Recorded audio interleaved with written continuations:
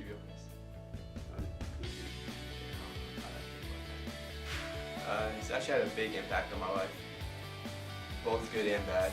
I mean, good being like just having fun, being out there, just being who I actually am, and then like being like the bad side where it's like all my injuries and stuff, and things like held me back from keep on going on to the next level. All the pressure. I feel like the pressure. If you're a good athlete, everybody expects you to be good. I mean, yeah, some of my friends I hung around like didn't want me to go to practice sometimes because they didn't play. So I would skip practice a lot, actually a lot. Over the summer, I never went to like any workouts or anything because of people I hung out with. Like they didn't really, wasn't like really my priority. So I just went along with my friends, and then I changed a little bit. But I mean, yeah. Life growing up, we moved a lot. We had a couple like family problems. I met my dad's dad one time, and he passed away. I met my dad's grandma, but I didn't really know her. But I guess I was her favorite grandkid. But I don't really remember anything. And my 8th, 7th grade, mom got into a car accident. She was, I was 7th grade, it was semifinals match for wrestling, and I was wrestling Rick Dyer, and I threw the kid. My mom has the video on her phone, and that's why I broke my rib, and she told me she was gonna go get me food and then she'll come back, and she never did come back. But my dad told me like she had to go handle some stuff because he didn't tell me, he didn't want me to get out my game or anything, and he didn't tell me until after the match, because like during the match my dad said he was gonna be there and everything, and then like 5 minutes Cannon Wine told me that my dad wasn't gonna make it either because he had to go with my mom, and so I was like, alright, like it's important, and I'm still gonna wrestle my match. So I ended up winning, beating Seth 16-4, 16-6, something like that. Won my first title.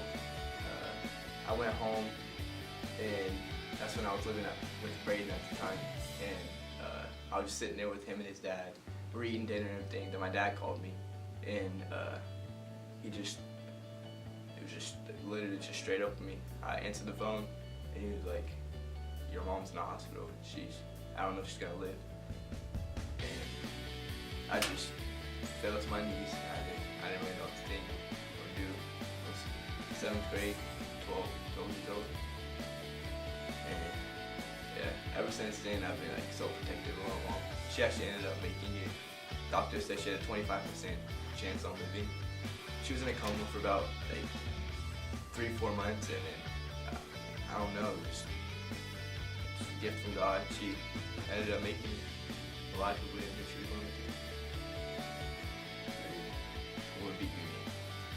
Would beat me my freshman year with all the like stuff. So my catch to get to the one, and then you ran in for a touchdown.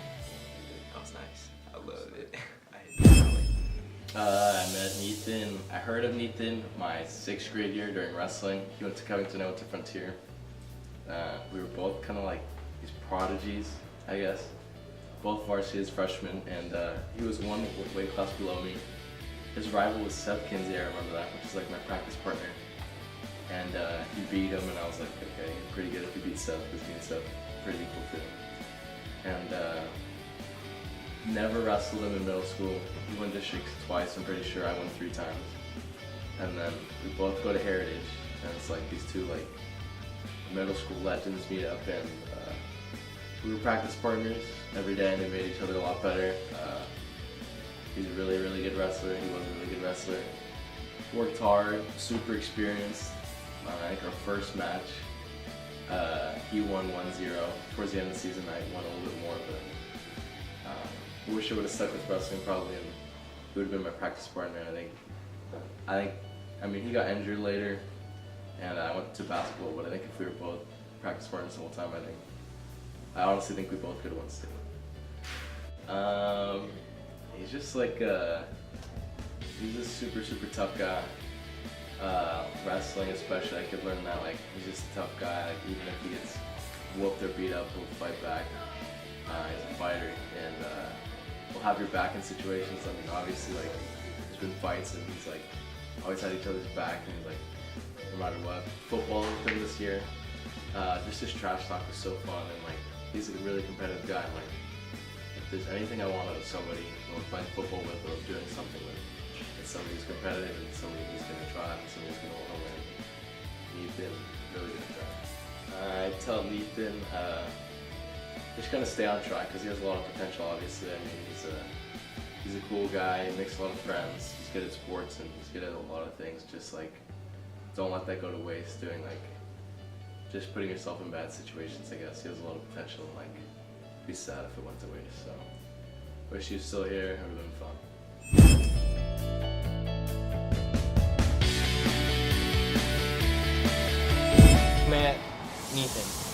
I met Nathan through math class junior year when I first came to Heritage. He helped me a lot with math, and then I started hanging out with him because of football. He always had my back since I met him. Cool guy, good friend, and that's a good person too. He showed me how to have your brother's back. Being a good friend, mostly being a good friend. Just like taught me what having a brotherhood is, like being able to like have someone's back. I never really knew until I met Nathan. Advice: don't mess with him. Like, he's he's too chill. Like, if you approach him the wrong way, he'll give you some chances, but then if you mess up, you mess up. And it's bad to do that with Nathan, because he hates when he has to be aggressive, and he really is. He's very aggressive, and he knows that. That's why he's so like, he recognized that, and then he started being a bit less, and it's still a little hard for him because I don't know, people just like to mess with him for some reason.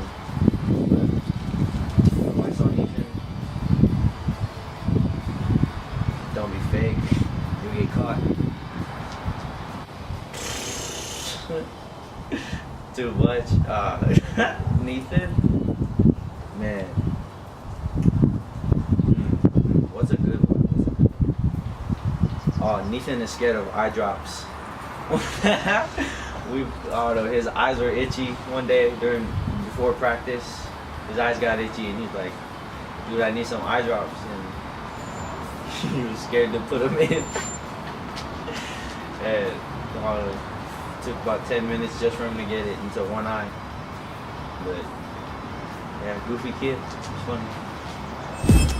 So I met Nathan this football season, probably early August. I don't really remember exactly when football season started, but I met him then. Went through the whole season with him. It was a great season. He played through multiple injuries that I didn't know someone could play through.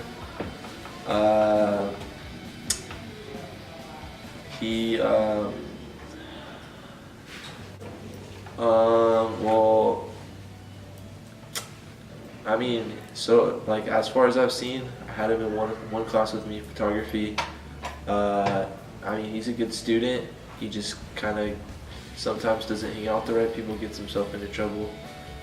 Other than that, though, I mean, he should be a pretty successful kid.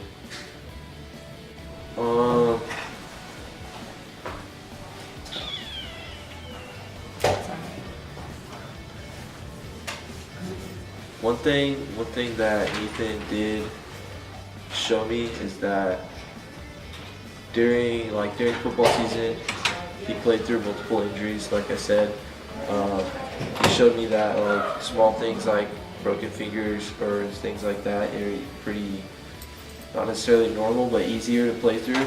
And even with those small injuries, you can still grind it out and finish playing the game or whatever you're in.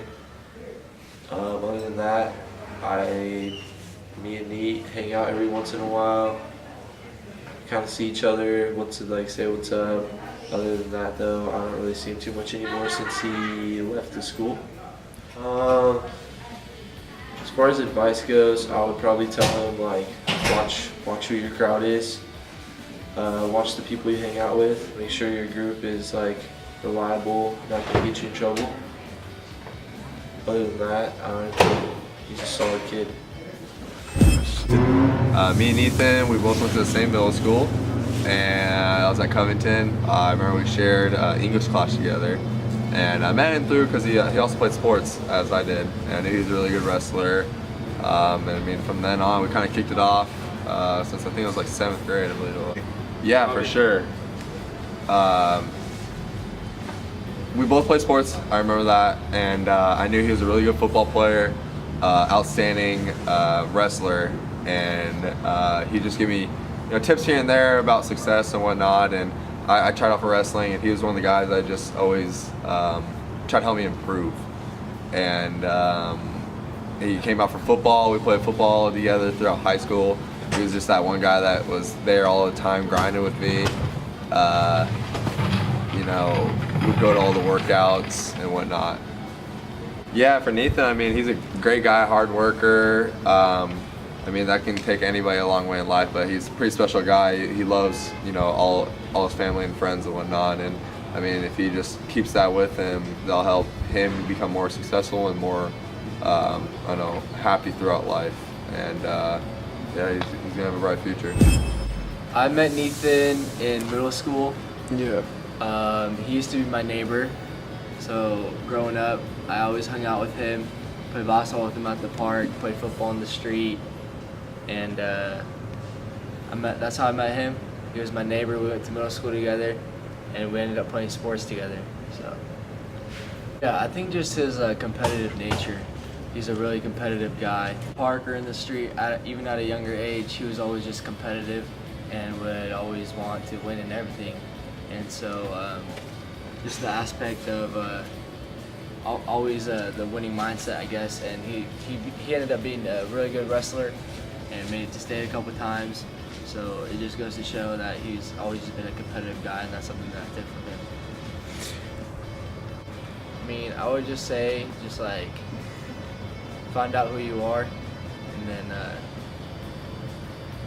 don't get drawn into the wrong crowd.